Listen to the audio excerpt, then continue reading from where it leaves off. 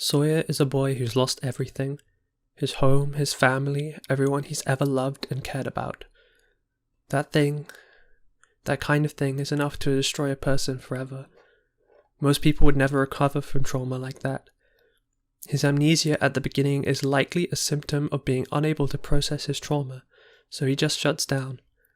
In his head, he cannot face the reality of what happened, so he shuts it out and it haunts his dreams. It's only when a vial of the dragon's power is in his hands that his trauma reawakens. He sees the path to revenge now. He sees a path to taking out his rage from those who have taken everything from him.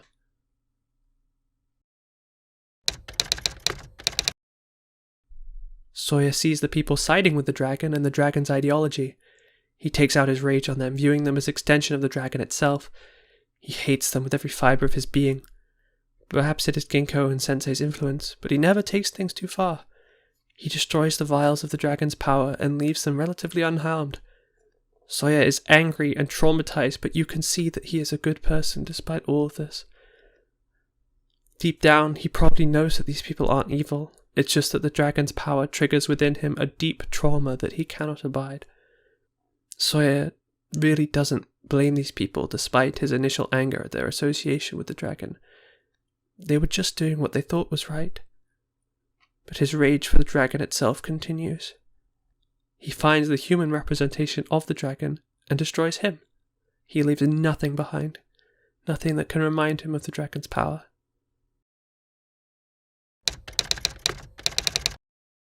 Sawyer wishes he could have been stronger. He wishes he could have protected his friends. He wishes he could have done something to save his homeland. He wishes he could have been better. He lists all the people he lost, all the people he couldn't save. He doesn't see the world as something that has anything for him in it. He just wants to go back to the world with the people he knew and loved, but he can't. It's gone.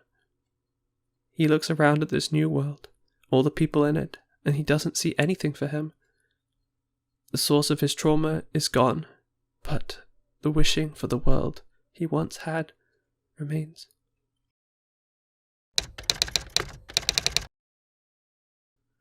Sawyer can't bring himself to be a part of the world. When the world expects him to save it, he says no. His world is gone. To him, there's nothing to save. Despite his new friends and new adoptive family, the trauma is just too much. He sinks lower and lower into despair. There's no joy to be found anywhere to him. It's all wrong. Maybe he would even like it if the world was sealed. Then he could be happy living in a fantasy and everyone would be in the same boat as him, sharing this trauma with him. Either way, he has no interest in saving the world. That's not for him. So the world is sealed, and the entire world is silenced. And Sawyer is apathetic, because it's not his world. He's isolated. He's alone.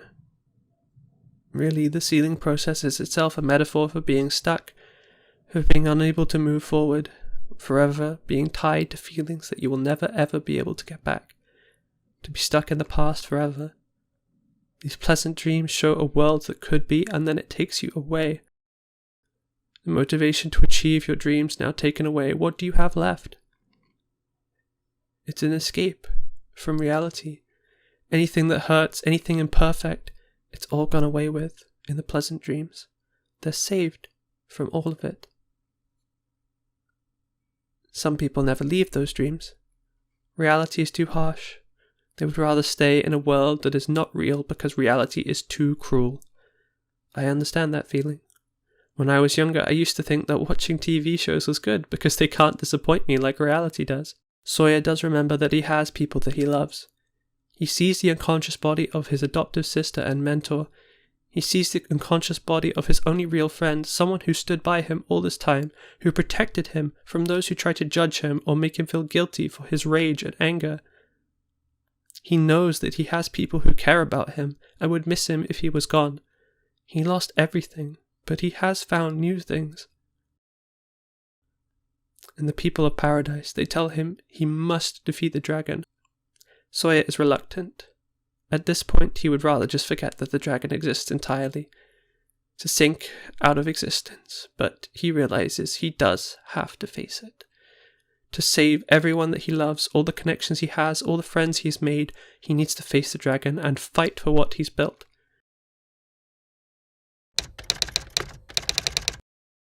The dragon is extremely powerful. Sawyer could never defeat it alone. It takes all his power, along with the strength of all his friends, and they couldn't even kill it themselves. The dragon can only be killed by the winds of time itself. The dragon tries one more time to make Sawyer hate it, to become the bearer of that trauma, to continue the cycle of hate and misery, but Sawyer is stronger than that. He's better than that. He won't give in to the dragon's ideology of misery.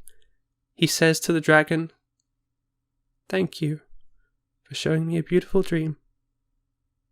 I will not forget the happiness, but I will forget the hate. I forgive you."